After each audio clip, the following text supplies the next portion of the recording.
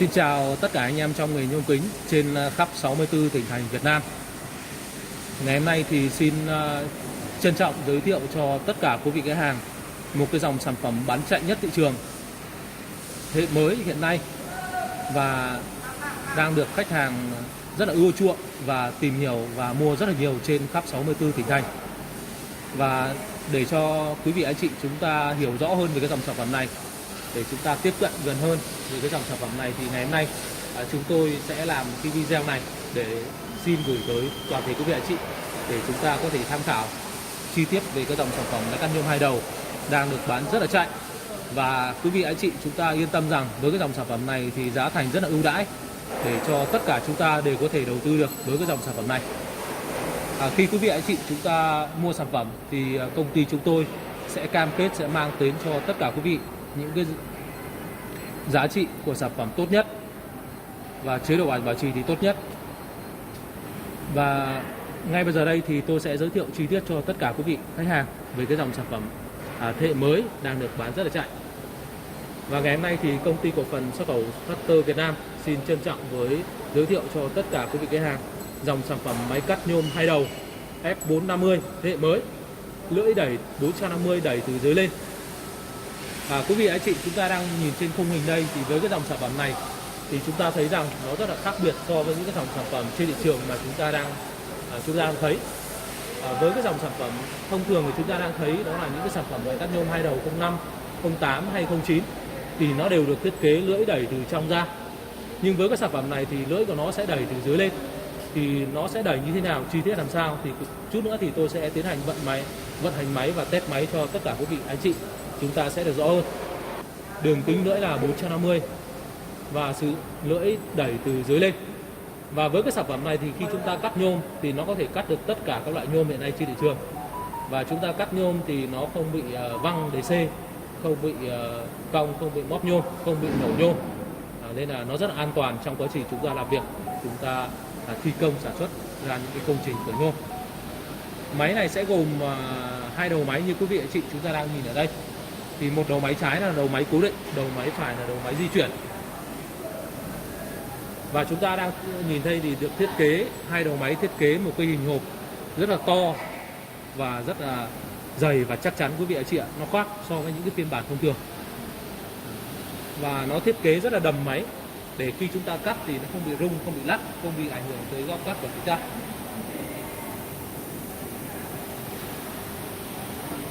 Và các sản phẩm này thì nó sẽ quay được hai góc, một góc là 90 độ và một góc là 45 độ. Đây là hai góc cắt mà chúng ta thường chúng ta sẽ làm. Đây là lưỡi cắt nó đã được đưa về góc 90 độ quý vị anh chị này. Còn đầu máy bên này, đây chính là lưỡi cắt nó đã được ở góc, nó là góc 45 độ cứ vào. Đây là hai góc cắt mà chúng ta làm việc rất là thường xuyên.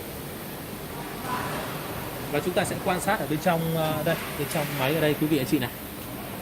Lưỡi cắt 450. Và nó được trượt trên cái ray trượt, motor được đỡ trên cái ray trượt, nó là ray vuông CNC quý vị anh chị này. Những cái sản phẩm thông thường nó là ray tròn thôi, nhưng với cái sản phẩm này thì nó là ray vuông, nó ổn định hơn rất là nhiều. Đây là chính là cái vòi phun dầu làm mát, để khi chúng ta cắt thì vòi phun dầu này sẽ phun trực tiếp vào lưỡi.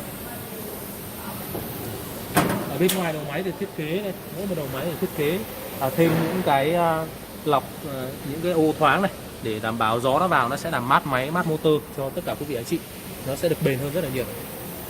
Ở bên trên mặt máy quý vị anh chị này, hai bên đầu máy. Ở bên trên mặt máy là được thiết kế bằng một cái bệ thép rất là dày và rất là chắc chắn quý vị anh chị này, rất là dày và chắc chắn. Và nó rất là phẳng để nó tạo cho quý vị anh chị khi chúng ta cắt thì số đo nó sẽ chính xác hơn. Khi chúng ta kẹp piston ra thì piston này nó sẽ đấm vào trong và piston này nó sẽ đẩy từ trên xuống dưới. Đấy, để nó kẹp nhôm nó chắc chắn hơn rất là nhiều so với những phiên bản thông thường. Đầu máy 2 thì chúng ta sẽ di chuyển trên hai đường ray. Và hai đường ray thì quý vị anh chị thấy là hai đường ray phi rất là to quý vị anh chị này.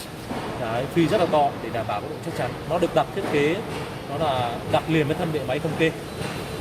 Đây là chế độ hãm hơi. Khi chúng ta kéo, chúng ta lấy số đo thì chúng ta không phải chốt vào tay đây nữa, mà chúng ta dùng hãm hơi, chúng ta hãm lại. Thiết kế thước thì được nẹp mà qua một cái hộp bảo vệ thước để đảm bảo nó là cái độ chính xác phẳng của số đo, nó không bị mờ những cái kim chỉ thước. Và tiếp theo là cái hệ thống đèn led để chúng ta làm việc về đêm. Đây quý vị chị này. hệ thống đèn led, tính nút, soi. Đây là bảng điều khiển, chúng ta có thể làm việc ở trên hệ thống bảng điều khiển. Có thể cắt 2 đầu hay 1 đầu. Kẹp piston, khởi động, dừng và cắt. Đây là giá đậu nhôm quý vị anh chị này, chúng ta thấy giá đậu nhôm thiết kế rất là thẩm mỹ quý vị anh chị ạ. Nó gồm 2 tầng, giá đậu nhôm thiết kế rất là chắc chắn này. Thân bệ máy cũng rất là chắc chắn quý vị anh chị này. Tất cả các con lăn cao cấp, con lăn thành bên để tránh khi cắt cái cây nhôm dài thì nó không bị cong bị vênh.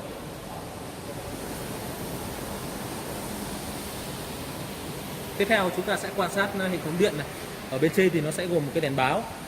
Ở bên dưới hệ thống điện thì đều có chống đỏ pha hết quý vị anh chị ạ. Áp tổng, cầu chì, cờ động từ, rơ le nhiệt.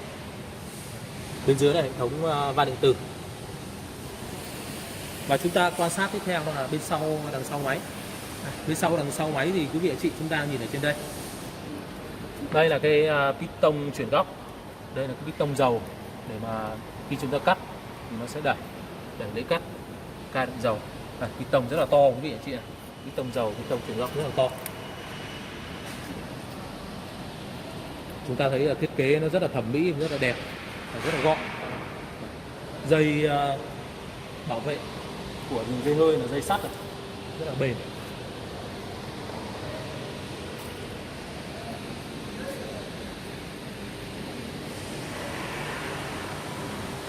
Và sau đây tôi sẽ tiến hành vận hành máy cho tất cả quý vị anh chị. Chúng ta sẽ được rõ hơn về cái sản phẩm này. Đây, chúng ta sẽ làm việc trên hệ thống bảng điều khiển quý vị anh chị nhé. Chúng ta sẽ tiến hành kẹp piston lại. Đấy, sau đó chúng ta sẽ tiến hành khởi động motor. Đấy, chúng ta thấy không ạ? Tiếng khởi động motor chúng ta thấy nó rất là êm quý vị anh chị ạ. Nó rất là êm, rất là đầm. Nó không bị ồn, không bị rung, bị lắc cho những cái sản phẩm thông thường. Sau đó chúng ta sẽ tiến hành bấm nút cắt. Khi chúng ta cắt thì lưỡi tự động đó là đẩy lên quý vị anh chị ạ. Hai bên đầu máy thì như nhau. Khi chúng ta cắt thì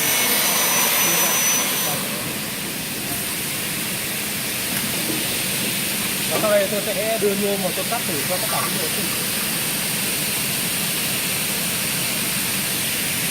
Chúng ta sẽ kẹp piston lại như thế nhé. Đấy, rồi, ok. Đó chúng ta sẽ tiến hành bấm nút cắt này.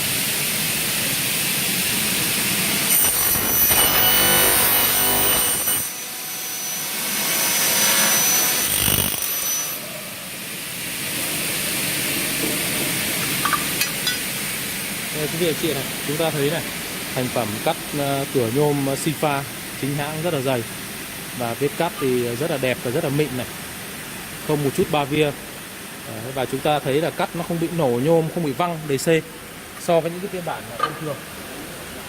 Đấy, quý vị anh chị chúng ta đang tham quan chi tiết về cái sản phẩm máy cắt nhôm 2 đầu Factor 450 F450 thế hệ mới cải tiến đang được bán rất là chạy trên thị trường Việt Nam hiện nay.